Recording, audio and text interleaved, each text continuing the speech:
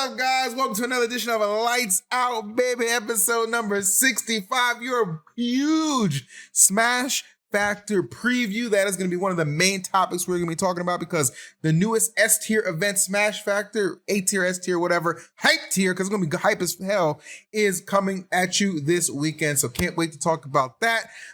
Originally, we did have a guest scheduled. We have Mr. R. Apparently, he's a little too sleepy. Mr. Z, because his ass is asleep. All right, fine, no worries.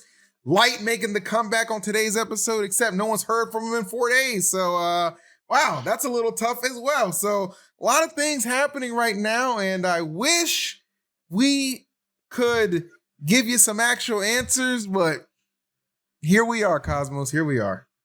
Yeah, I mean, I have no idea where Light is, and to be honest, like, he's been trying to find a place and everything, and I think he found a place already, but I still have no idea where he is. But you know what, EE? What can I get, though? You know what you can get? You can get the thing I had when I was on the East Coast these last 4 days because the humidity is horrendous, okay? But you know what? I had the perfect solution. I had DUER, baby. I had DUER. And you know what? Well, what does DUER do, E? I'm glad you asked, chat. You might have heard us talking about our DUER jeans and shorts as of late. Let me tell you something. They're still making the best stretch performance denim and lifestyle apparel that's built for doing a lot, okay? They combine comfort with style and quality that lasts all throughout the day. Plus, they're made with substantial materials like wood chips, plants, recycled plastic bottles that are designed to last a distance. Do you understand with that? You'll find yourself a granola girl. She'll be peeling those DUER jeans right off you so you can do her, if you know what I'm talking about. Now, we're telling you right here, DUER will be your favorite pair of pants, so you should order yours today. Well, how do you do that, you might ask? Go ahead and visit DUER's flagship stores located in both LA or Denver, or if you're not in the vicinity, hit that online shop. Shop DUER.com/lightsout. Right now, our listeners are getting 20% off of their first order when you use the exclusive URL shopDUER.com/lightsout, which you can find in the description of this video, or if you're watching it live, !DUER to get that as well. It's an amazing deal from some amazing people, and we want you to be a part of it. Thank you, DUER. Damn. That was solid. Honestly, that was a 10 out of 10. That was a very good one. I'm not even going to cap. Listen, I'm just trying to keep it real, okay? Trying to keep it real, deal, Holyfield. And I'm going to keep it real by letting you know we're going to discuss this off stream, chat. We're going to be making some changes to this podcast because I'm getting a bit frustrated. But you know what? I wasn't frustrated. We both are, honestly. I wasn't frustrated this past weekend because I actually got to tune into an event that I thought was actually pretty damn sick. Talking about Patchwork. Perhaps you saw it, Cosmos. It was a really, really cool event. And I want to give a shout out to MuteAce for winning the event. Zomba getting second place. Kola getting third. So Kola riding that CEO high at first. Gets third at Patchwork. Very well done. Wrath in fourth. Fifth place was Monty and Shattuck. And then Jazzo and Peep Nut making up seventh place.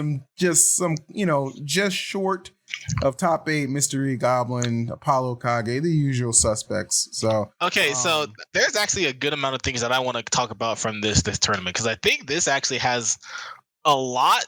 There's honestly a lot to unpack from this tournament. The main thing that I want to mention first is obviously it's been a while since. First of all, we don't know where Light is. We don't know what's going on with him. I know that he found a place, but he'll be here eventually. We're going to talk about it eventually. We'll figure out what's going on. But not only is he not on the podcast, he hasn't been at tournaments recently. And obviously, like back then, whenever he was going to tournaments, at least at the beginning of the year, he was like considered what I would call, I guess, the best player on Moist. I don't know if people really care about that, but I think now Kola has recently been making a very good contestment for the top spot on Moist because not only has he been consistent recently, he won CEO, he got third here. I think he beat Zomba here, right? Yeah, he beat Zomba at some point, right? Or he lost to Zomba and losers. Oh, he lost them. Okay, well, yeah. He got third here. He beat Shattuck. Shattuck, yeah. Game 5. After that fire alarm thing, we'll talk about that. Yeah, yeah. And then he got top 8 at Gommel, I'm pretty sure, where he actually beat Light. So, and the tournament that we all busted out at bustered out on at was Momocon. He was the only one that still placed top 4, which was actually a seed. He was seeded 4th. So him actually being very consistent, getting top 4 like pretty much all the most recent tournaments, and like I think he got 5th at Gommel. So getting top 5 at like all the most recent tournaments, he is definitely like probably in contention for a top 5 in America right now, or in the States, and probably has the edge over Light in the best spot, best player in Moist. So I'm not really sure if that's something that really matters, and I'm pretty sure that I know that they banter about it a lot. I know that they both really do care about being the best player on Moist, because Kola was the first player on Moist, like the, I guess, founder of Moist, he would call himself. But I know Light really is a very prideful player and wants to be the best player on his team. So having 3 other players on his team, 4 in total, I know it's kind of a pride thing for all of them to be the best player, but I think he's gonna have to step it up if Kola stays this consistent. I would absolutely agree with that. I think that was a amazing soliloquy you just had right there, and it really kind of broke down some good points. It's so interesting. Like Light's most activity seemed to have been when like Kola was not around, and now Kola's around a lot and Light's not as active. So, you know, I feel like if both of those guys are competing like at a high level consistently, like that's just going to propel Moist, because Moist was, in my opinion, like the ultimate team, just mainly because of Light and Kola. But you've really seen people in the Stride ranks really start to ascend, and like they even tweeted out like, oh, another Stride Grand Finals. Oh, surprise, by the way, we're sponsoring Zomba. So Zomba, we can finally reveal it. Yes, Stride has sponsored Zomba. Now he is their newest pickup. So that was a Stride Grand Final. We saw a Stride Grand Final back at Cirque 3 with Shattuck and MuteAce. Like, they've really got some really talented players on that roster competing and really making some big waves. So I got to give them a lot of credit for those pickups for sure. And just good investments in general. So, and you know, for Zomba, if you guys watch Patchwork, you saw he lost to Wrath in winners after making a reverse 3-0, being up like 100% game 5. Wrath just crashes out and just beats him, does this crazy pop off. It was nuts. It was like kudos to Wrath for being that clutch in that moment, right? He does it. Zomba, though, makes a good loser's run. Like, he went through a lot of people. The thing that a lot of people were thinking was like, oh, he had to fight Apollo Kage to get 9th, and we know his history with fighting Snake is not necessarily the best. But he beat Apollo Kage. He got the job done, and from there just went on a crazy loser's run, taking out Kola, got his get back against Wrath, was game 5, last hit in set 1 of Grand Finals with MuteAce. MuteAce goes for like this crazy up air, I think, that challenged his nair and got the KO to win it. But it was a really solid tournament. Shattuck in 5th place, little surprising there. I expect top 3. When I think Shattuck these days, I don't think anything less than top 3. I'm sure he's of the same mindset, most likely top 1, because he knows how good he is. But it was a really good tournament to watch. I think this Patchwork tournament, just since the last one and then into this one, is really kind of building itself up into something that can be really, really respected. And real quick though, go ahead. Real quick though, before we like get off Patchwork, the other thing I wanted to talk about is I was streaming the other day with what's his name, Ramen and Leo, and someone in my chat was like, yo, congrats to MuteAce for winning his first major. And that was the other thing I wanted to talk about. Are we really going to consider Patchwork a major, and what do we really consider a major at this point? Because I'm not even sure what tiered event it was. I think it was a B+ tier or a low A tier. I thought it was an A tier. I mean, I would say that competition definitely warrants an A tier. But I think that, you know, it's like A tier, A+, S+. Right. I think that's the thing, P. But I definitely think that competition level was certainly an A tier, and it kind of almost seemed like it came out of nowhere.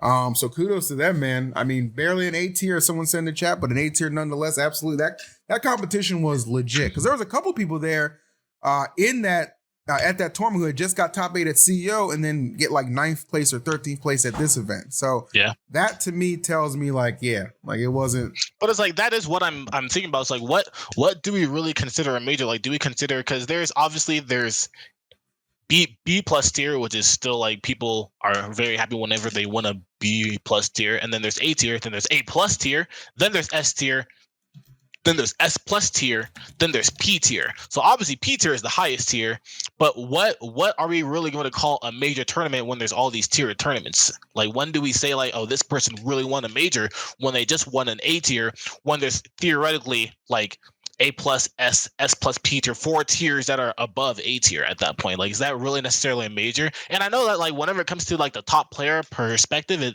really comes down to like the players that are there. And obviously Shattuck is considered a top 10 player right now. I think Kola can be like at least right now in contention for a top 10 player. I know MuteAce is a top 20 player, but outside of those players, like I think Shattuck was the only player that is considered a top 10 player at the moment that was there. So is it really a major if there's only one top 10 player that's there? Because there was no Spargo, there was no Kola, Mia, all the other Japanese players, no Light, Tweak, all those players. So it's like, is it really considered a major if all those players aren't there? Or maybe is it whenever we get into S tier, that's when we finally start to be like, okay, this is where we go into major? Because I know people talk about, oh, this is a major, this is a super major. So I don't know. I would consider Patchwork to be like a super regional. That's what I would call it. And I wouldn't necessarily say it's a major. Like, I don't think it's necessarily wrong for somebody to consider it being a major, but I just feel like where is the line that we have to draw for major versus regionals, essentially? I think that is a very good point. Because the thing about them structuring these events is like as tiered is it does kind of like take away from like, oh, this was a local, this was a regional, this was a major, this was a national. You know what I mean? Like, that's how I kind of grew up as categorizing Smash was. But now you have all these different tiers and stuff like that. It almost seems like an overcomplication to a point. But nonetheless, I guess at this point it is what it is.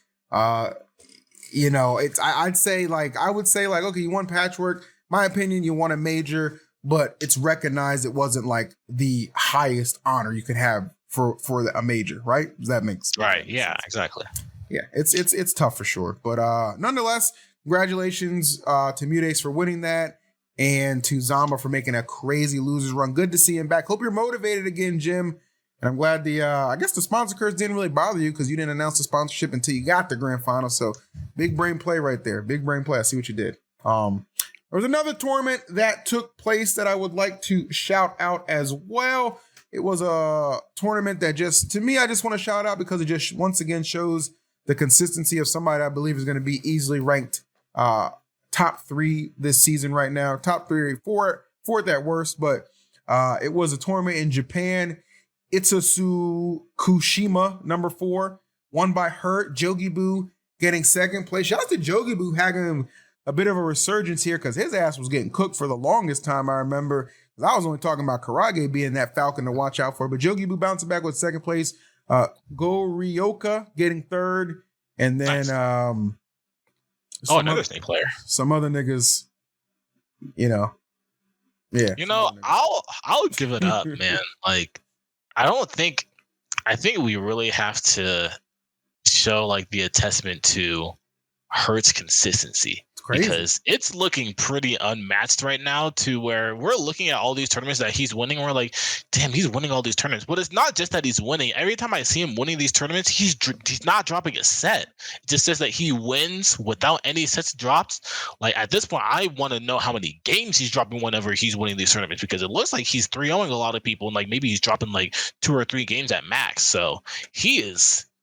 Like, he's not only is he just really, really good right now and really consistent, it's showing in his play and his consistency that he's consistently getting better and motivated to get better, because not only is he just winning, he's still going to these tournaments, like even though he's winning and beating all these people. So he's very motivated, and that's very nice to see. It is, because it's crazy to me that this is like the 4th or 5th tournament in a row that he's won in Japan, by the way, incredibly hard region to be that consistent in. We've seen only the greats have done it. People like Zach Ray, Kola, Mia, like it's very, Mia and Kola, like, they're just existing in the same era for this ultimate is just rough for them. But, it's a lot, you know what I'm saying? Like, I don't even know if Proto won. I don't know if Proto or Zachary won 5 in a row. I have no idea. But nonetheless, super, super impressive on his end, continuing to push the snake meta forward, and just his adaptation. I watched that tournament, I restreamed it. Just his adaptation is just insane. it's like not even close to any other snakes out there. So always gotta give him a lot of love and respect there too, man. He's gonna be, like I said, third or fourth behind a Kola and Mia. So, and I think Smash Factor is going to be a very important tournament. Yeah, for Sonics for sure, to help with his push there too. But we'll get into that momentarily. But yeah, wanted to shout that event out as well for sure, because I thought that was pretty. I thought that was pretty awesome. But we did say that we're very excited for the tournament that's coming up, Smash Factor. I have the final Cosmos. I have the final seating for the event. I'm going to put that on the screen right now, and you can take a look at that, or if you need me to link it to you, I can give it to you. Don't know. I'll just look at your team. I'm not sure what seed I am actually. Okay, well let's. You are seed 17. You're seed 17. Okay. Yeah. So I'm going up. I was always in the 20s area, so you know what? I still feel like I'm slightly underseeded, but I'm crawling my way up there. That's all that really matters at this point. There we go. Well, here is as it stands currently, guys. Spargo is seed 1. Sonics is seed 2. Tweak, whose attendance is questionable, is in seed 3. Light as well. Attendance is questionable in seed 4. So both these guys actually might not even be there, which will shift everybody up. Shattuck and Zomba, or Shattuck 5th, Zomba 6th, Asimo 7th, Gluto 8th, Gact, Meister, MKLEO, egregious, by the way, to put MKLEO outside the top 10. Ridiculous. Who the fuck under Meister. Under Meister. Under Meister. And I don't care if Gact got him at Genesis, bro. Get the fuck out of here, bro. You must be out of your mind. Lin Lima, Siski, MuteAce. MuteAce is criminally low as well. Let me tell you right now everything that needs to change right here. Let's just say that Tweak and Light are attending. Whatever, okay? Whatever, leave them there, okay? I would move Shattuck above Light. Okay, and Light would be 5th. I'll leave Zomba. That Genesis win just holds so much weight, and he did just have a great performance at Patchwork. I would let Zomba there just off some respect. I would put Asimo where he is, because Asimo's been doing great at Japanese tournaments. Gluto, while still doing good, has not been that guy. I would move Leo up to 9th. Then I would put Meister, Gact, I would move Leo up to 9th. No, I'm lying. I would move MuteAce up to 9th. And then Leo up to 10th, and then take it from there. Who the fuck cares? You know what I'm saying? I'm just talking about the top 10. I'm not disrespecting play. I'm just talking about the top 10. But the fact that MuteAce is 14th is laughable to me. MuteAce should be in the 9th spot. Leo should be in the 10th spot, and you go from there.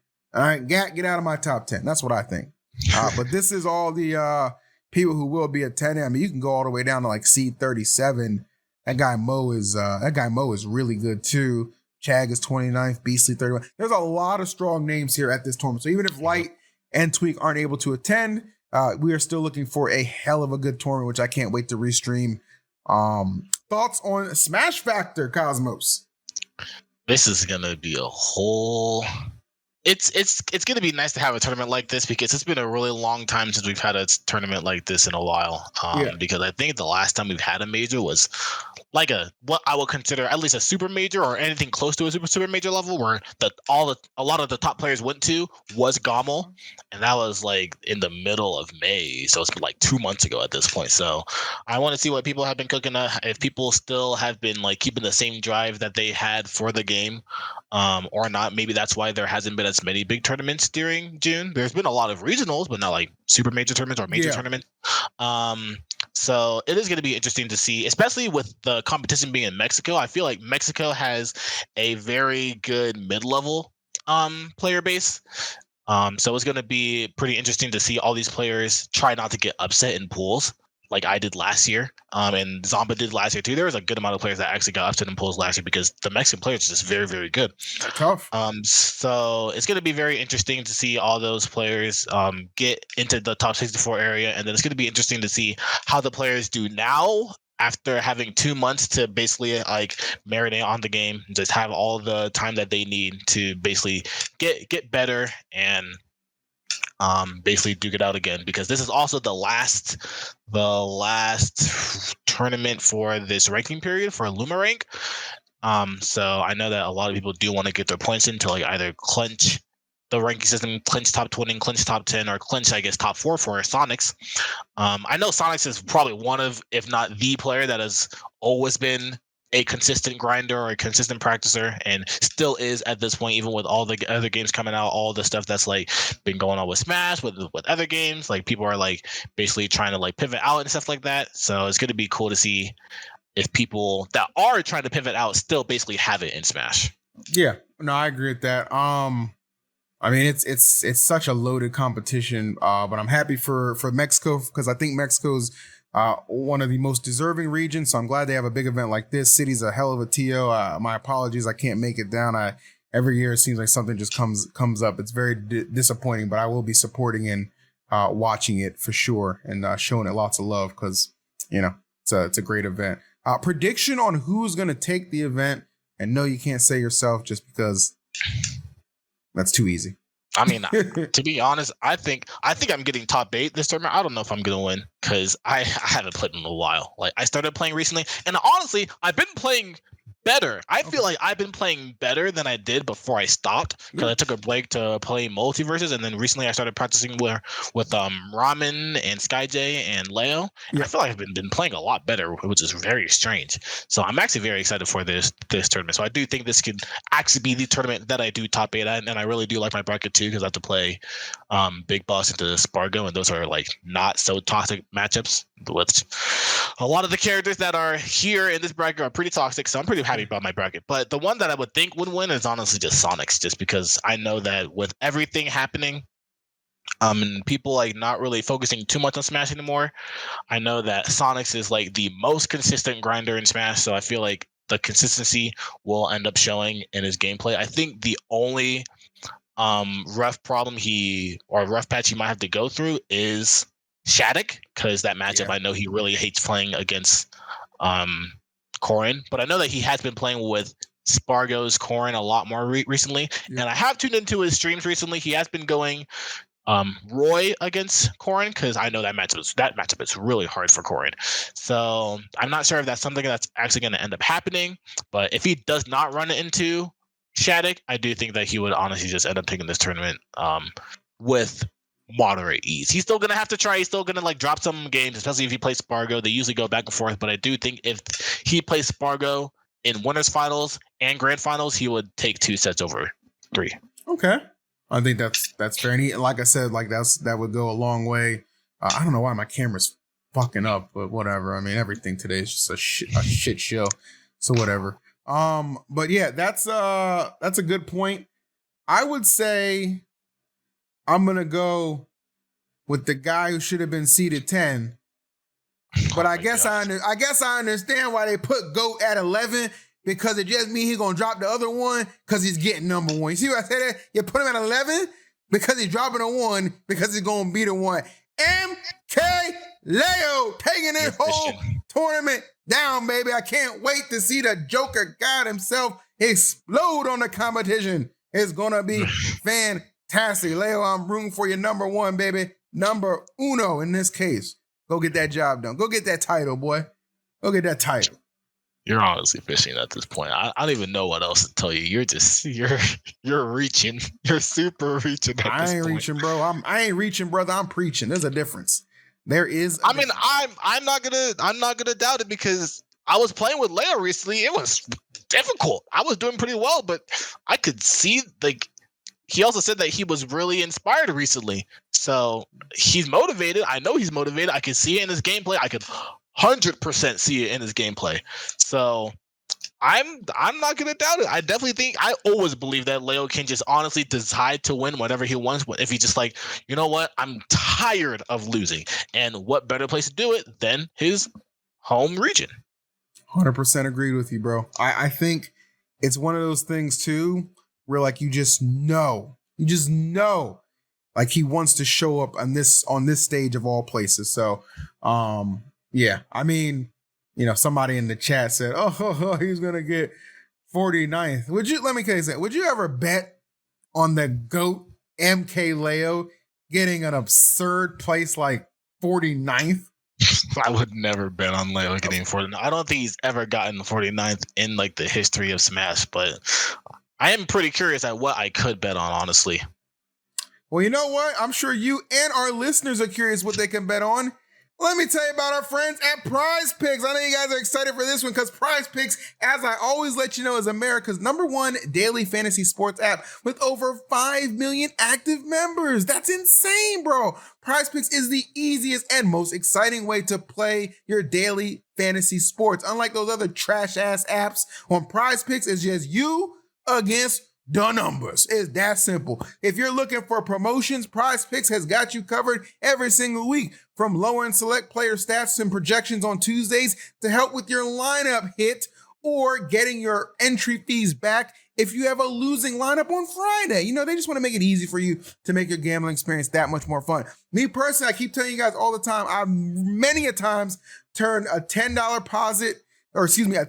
deposit into like $100, okay? And remember, okay, you get your deposit up to $100 matched as well because Prize Picks wants to help you, the fan, succeed. So make sure you download the Prize Picks app today and use code LIGHTSOUT for your first deposit match of up to $100. That's code LIGHTSOUT on Prize Picks for your first deposit match of up to $100. Pick more, pick less. It's that easy when you pick Prize Picks. I love it. Always picking Prize Picks. I love it, man. I don't know about you guys. I don't know about you, chat, but I'm addicted, okay? I'm addicted. I'm addicted. Straight up. I can't stop. Well, okay? shit, we might need to talk about what you got to do about that later. Listen, I'm going to tell you what I'm going to do. As soon as this podcast is over, I'm heading right to Prize Picks to get my gamble on. Not what I'm going to do, just so we're clear. But look, I do want to transition. I do want to talk about something serious. I don't know if you saw this. I don't know if you saw this. I know exactly what you're going to talk about. Big news. Honestly, I wanted to talk about it later. I don't know if I'm even ready to talk about it, but we could talk. Wait, what are you talking about? I think we're actually talking about two different things. Are you talking about the platform fighter? Yeah. No, I'm depressed. I'm depressed about this. Well, let's talk about it right now, folks. You might have heard the announcement that kind of shocked a lot of people, and I would say rightfully so. Riot cancels Pool Party, an unannounced Smash Bros style fighting game. And oh my goodness, as a team of 70 to 80 employees was staffed to the project, a Melee-like platform fighter set in the League of Legends universe. This is what has been officially scrapped. Now, there's a not a long article, but a lengthy one to an extent. But there's one thing I really wanted to scroll down here and highlight before we begin this discussion. Pool Party's cancellation was precipitated in part by a reassessment of consumer appetite for a Smash competitor. According to sources familiar with the project's development, executives at Riot were spooked by what they perceived as the failure of Multiverses, a free-to-play fighting game starring characters from franchises owned by Warner Brothers. Originally envisioned as a hardcore fighting game, the pitch for Pool Party changed over the course of development, shifting to include party game elements and casual-friendly mechanics. The change in scope and vision frustrated some staff on the project. Pool Party bears no relation to other fighting games under development at Riot Games. So, wow. Crazy to think we were this close to potentially having a Riot platformer. We were about to be set for life. You think so?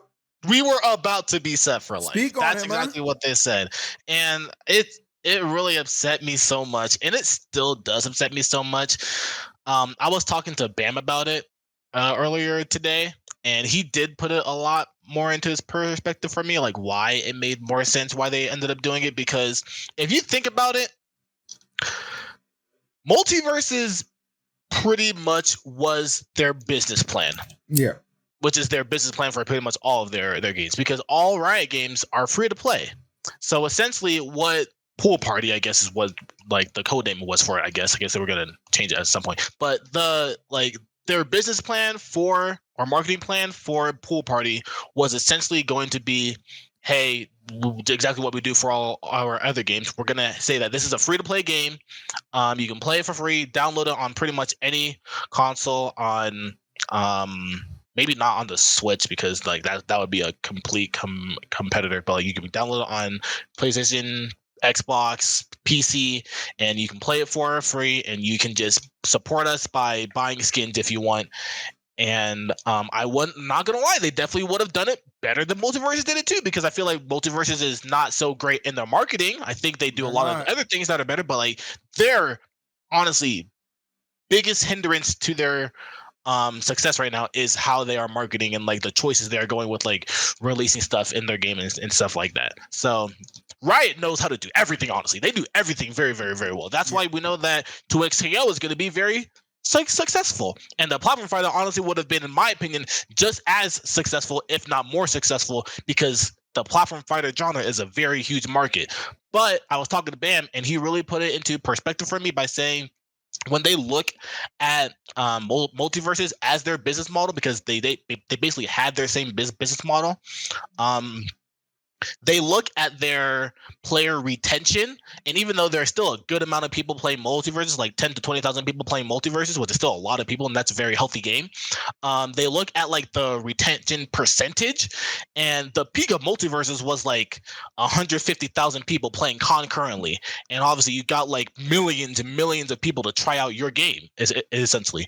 But the retention rate is honestly like you had basically over 95%, maybe even like 98% of the people that that tried the game not want to play the game anymore. And it's like, yeah, you kept 2% of that huge amount, which is a lot of people, but it's like, to them, that is basically a failure, because what could have been a success, if you don't confirm success, that is essentially a failure. So I can understand that from their perspective, because that was going to be their business model. I think the part that still pisses me off about it is the fact that I know how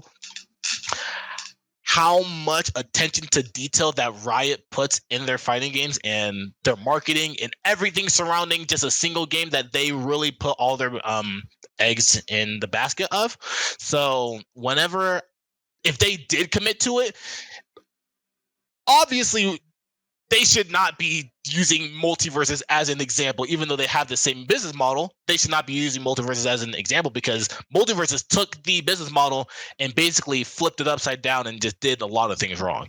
I'm not saying that to shit on multiverses, because I still love the game. I still play the game. I still think the game has a lot of potential, but a lot of the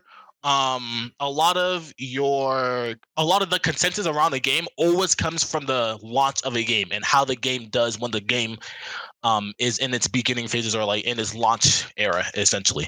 So because the game had a lot of problems, not just once, twice, because when the open beta came out, there was a lot of problems then. And yes, it was advertised as an open beta, but since, even though it was an open beta for a really long time, because I guess they were having a lot of success, so they wanted to keep the momentum going. I'm not entirely sure why, but it basically felt like the game was essentially out. So they had like 150,000 people playing concurrently during open beta, and then it dropped off to like basically just hundreds of people playing. They took it down, came back up, had like another 110,000 people playing, and then it dropped down to like losing 90% of their player base, which is essentially a colossal failure to companies like that. Like, if you tell somebody, yeah, you're going to lose 90% of the people that play the game, people are going to be like, why would I do that then? If I'm going to lose basically, like, if you say that you're going to lose half, that's already a big problem. You say you're going to lose 90%, it's like, there's no point in doing this if I'm going to lose all those people. So I can understand it, but for Riot, because of how much I know they put attention to detail to their games, and like the creativity and all the potential, and not only the potential, but like the way they market their games, and how they immediately launch a game with competitive support, competitive developer support. So you're not just catering towards the casuals, you're also catering towards the competitors too, with like, hey, that's what Multiverses did at first too, which was also pretty good, because they're like, all right, we have an open beta right now, but we're also going to put 100K into Evo so that people come. And that was very nice. People were like, yo, this game actually has a future. After that, nothing happened. I think there was one 5K tournament at Low Tide City or something, and that was it. And barely anybody was even there anyway, because that was like 3 or 4 months later. But Riot is like, we're not just gonna throw money into one tournament and that's it. When the game comes out, we're gonna announce the game with a circuit for the game, because we believe in our game. We know that people are gonna play this game, and we know that we're going to listen to people and add patches to the game and everything. So they just know how to really solidify the business model, which is essentially where multiverses failed at. So it bothers me that they are basically looking at multiverses and thinking like, oh, they had our business model, so it's essentially a failure. So if we do it too, we could basically like follow in the footsteps. So it just feels like the platform fighter essentially. Genre just doesn't really have a good market when it's just everybody that is investing into it doesn't know what they're doing. Riot knows what they're doing. That's why people are excited for 2XKO. That's why people were excited when they were doing Valorant or whatever the game they put out now. If they did a battle royale, it would blow up because they know what they're doing. So that's my biggest problems with it. And it's really sad to hear that because I also knew about it too. And I was like, okay, I'm just going to keep playing all these other games. But when the Riot platform fighter comes out, I'm dropping everything because this is where we're going to start eating. And then someone just threw our food away. First of all, I want to commend you on that impressive speech. That was very well articulated, very well said. And I can tell you spoke from the heart as somebody who's very invested in like the world of platform fighters and eager to do stuff outside of Smash. Couple things I'll say about this. I had heard about this being in development maybe 2 years ago, year and a half, 2 years ago. Obviously I never cite my sources for stuff like that, but I knew about this game being in development for a little while. Pool Party, is such a whack name, but that's one of those things Riot likes to do. They'll have like code names and then they'll have a real name later when they get to the actual developmental stages of, okay, it's time to formulate this so we can get it out to the public. We didn't get to that step at this point, which is unfortunate. I know a couple people within like, the gaming space, of course, play tested and tried it out, I believe. So it's a shame that we're not going to get to, maybe ever like get their true insights on things or know exactly what was being, produced and, put out there potentially for a lot of people to consume because, I understand, multiverses and I like to say this. I like multiverses as a game. I think it's cool. I think the marketing is a little gym sometimes. But it is what it is. But I think them like maybe they might have put too much stock into that multiverses beta because it sounds like this is based from last year's info, not this. Yes. And I know that the numbers of multiverses like peaked and then like it's been on a slowly decline. That's what a lot of games, though it happens. But I would look more so like if the thing says it's supposed to be like a competitor like Smash Bros, I would look at Smash, look at Melee. Like, Melee community is full of a bunch of jackasses, I'm not gonna lie, but passionate community has kept this game alive for 23 years, okay? Look at Ultimate. This game is almost 7-8 years old. Tournaments popping up all the time still, like still a healthy scene. Like if you give people something that's worth playing and it's good, especially for platform players, or what I'm saying, they're gonna play it and they're gonna consume it. They're gonna really enjoy that for sure. So I think it was or 5 or 6. I'm sorry, I might have added a couple years to Ultimate. But regardless, like even with all the complaints and stuff like that, the DLC complaints, game is still alive and doing very well as far as like tournaments are going. So, it's a real shame. Maybe it's one of those things that can be revisited at a later time. Hopefully it's more of a shelf thing and not a scrap thing. But stuff like this is like, I think they're probably like, we got League. We put out Valorant, which was a huge success as well. Valorant's going crazy. And we know 2XKO is going to go nuts as well. So it's like, well, maybe we'll revisit this in a couple of years or so. But right now, these are our big three, and we're going to put all our effort into that. So I get it. It sucks, but it is what it is. So another one of those what could have been. Yeah, and I really hope it's not like it's kind of a copium thing. I think I'm coping with that at this point. I just hope it's really not a thing that lasts forever. And I do hope that at some point they're like, all right, well, we are just going to put it on the shelf for now. And then maybe at some point later on, we'll revisit it because I don't know, maybe at some point they could, because personally, contrary to popular belief, I still do believe in multiverses, and I still do believe that they have the potential to be a very good game with all the IPs they have, developers support, the people working there are great. They know what they're doing. Like at least some of them know what they're doing. I could say that.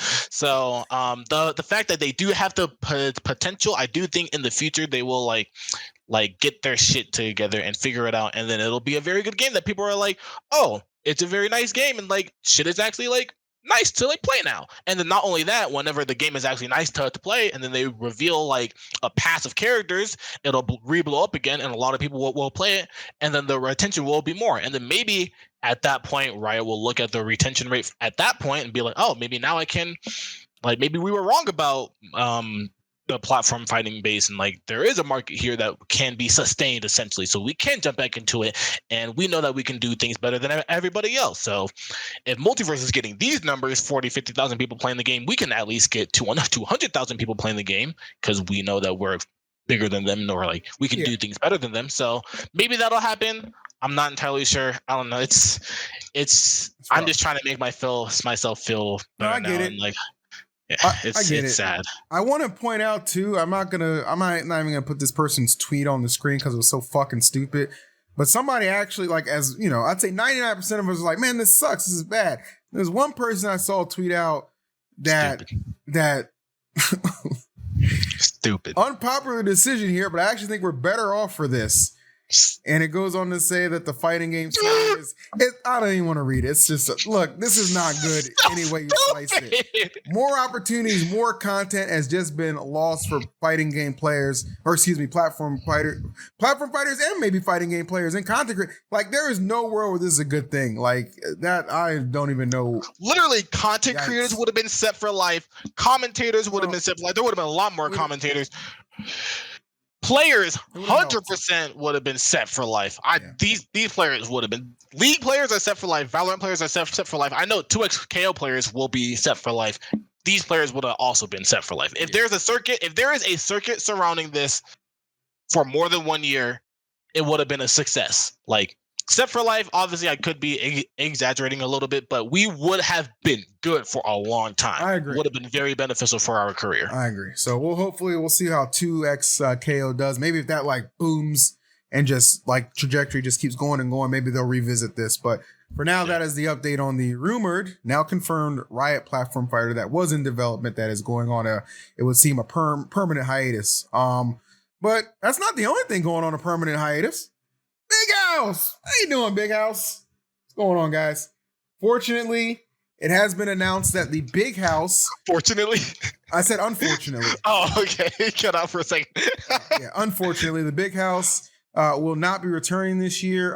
The TO Juggle guy made a post here. It's quite a lengthy post, but I mean, it basically just, states the fact like, he's got a new job and it's hard to maintain sponsorships, and there's been I guess there was like a decline a little bit of attendance, like, it plateaus, which it does happen, you know what I'm saying? And Big House is one of those events that's been around for a very long time. It's definitely in that legacy category for sure. It's had a lot of, I think there was 11 iterations. Yeah. Like, Big House has been around for a long time. This is not this is not an event that's just like it's not it tried, like, no, this is actually a big deal that Big House is going to be shutting down. So, I've been to a couple big houses. The big houses I attended, aside from I think the final one I went to, were all hyped. They were all dope. I had a good time for sure. Definitely had my share of complaints, which I was vocal about. And I have no problem saying that. But overall, as an event, I thought they did a good job. You guys might recall last year on a Lights Out episode where I said, I'd heard some things that, because of some ties or arrangements, Big House might not come back this year, or it might not be around much longer. I was referring to last year for 2023. Of course, they did end up hosting it in 2023. And I just want to put this on the screen real quick too, because apparently old Slime hit me with a little gotcha. He says, when they announced it last year, he was like, EE seething right now. Who's seething now, nigga? Anyway, your thoughts on Big House unfortunately having to close their doors as a former Big House champion? Yeah, I think it's tragic because it is. It's actually really sad for me because obviously I won a Big House, but not only just did I win a Big House was like what created me. Like, Big House was my first major tournament. Yeah. It was my very, very first major tournament. Big House was like the first major tournament that got me into really wanting to compete seriously. Like obviously I was always watching Smash for a while. I watched Smash and Brawl and stuff, but Big House and Smash 4 made me like be like, okay, this is really cool. I hear that. And then I went to Big House, my very first Big House. It was the very first tournament that I got my very first major tournament I went to, and the very first time I beat a top player because I beat Zenodo and qualified for a top 32. So it was my first major tournament and my first top player win at a major tournament. And then not only that, after I moved out and decided that I wanted to take Smash very seriously, Big House was my very first tournament that I top 8'd. So it was like, okay, this is what top 8 really feels like. So Big House has a lot of memories for me. The year after that, I won Big House. So it's like Big House was my first top 8, first major tournament player win, first major tournament win at, like in general. So it's like it holds a lot of merit to me. Like the tournament series holds a special place to me. So it was really sad to see it go. And it was really sad that I remember last year, I'm pretty sure it was Big House that last year, I think it was for Ultimate, they were like really trying really hard to get players to go. They were begging people, yeah, they were begging people. Like there was the one tweet where it was like, hey guys, we're basically one top 10 or top 20 player, I think it was top 20 player away from becoming an A tier. They were like a B tier. They were really close to becoming an A tier. So they were like, if any top 20 player wants to confirm, I will pay for your housing and flight to come to this tournament and make it like a more prestige tournament, because Big House is supposed to be a special tournament. And nobody cared. Nobody went.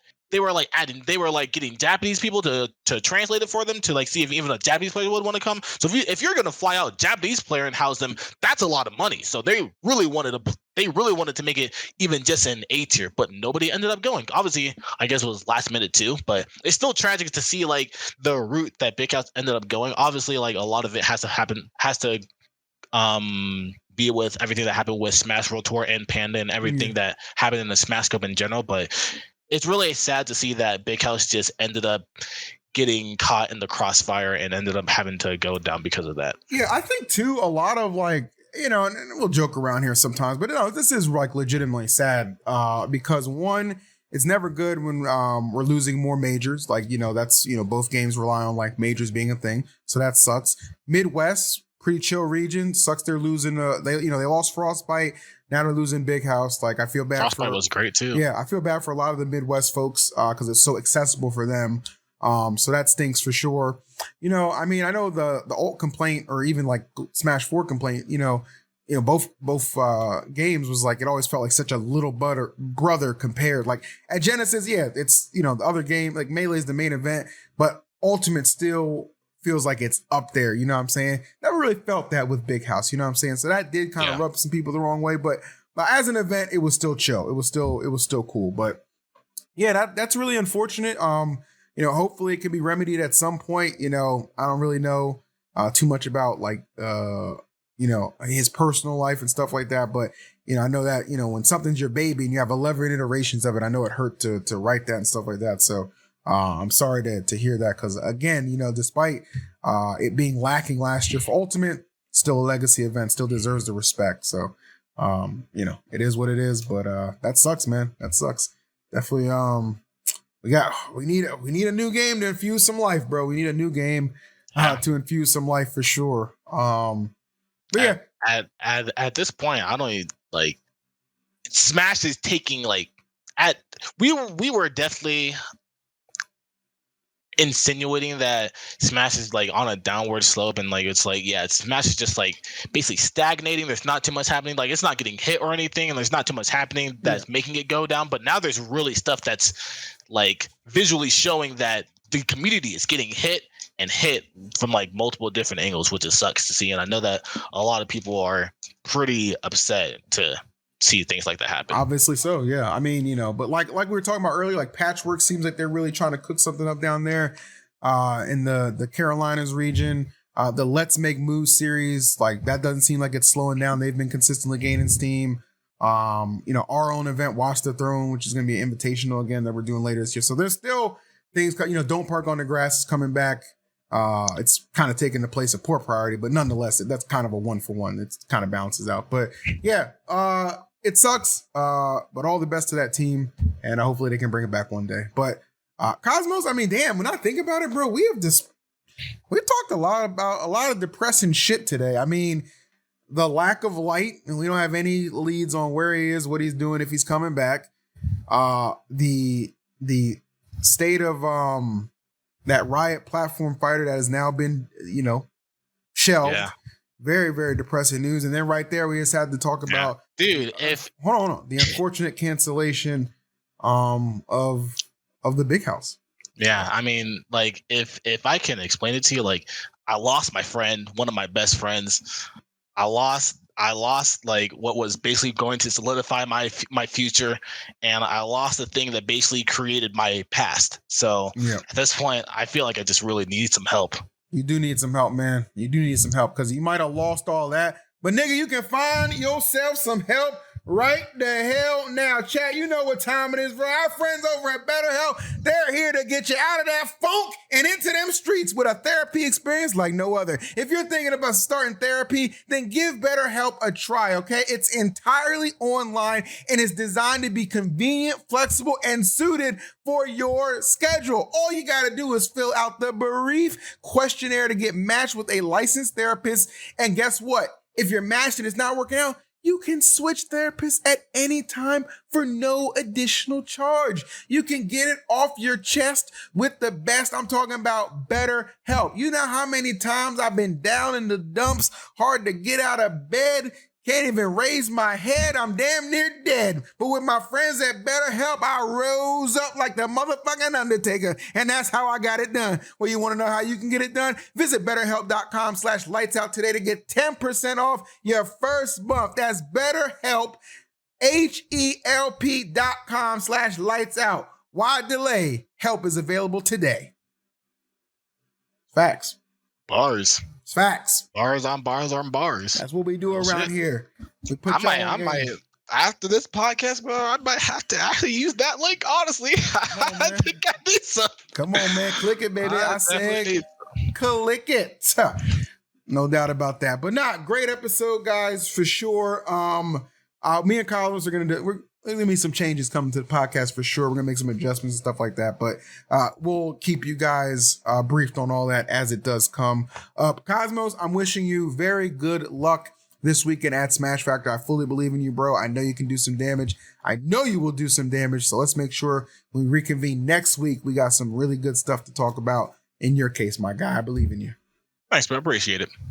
No doubt about that. Well, I give my best to everybody there. Chat, thank you so much for watching. Audience, we love you to death. Make sure you like, comment, and subscribe because I'd like to think we always bring the vibe. Who the fuck is ringing my doorbell?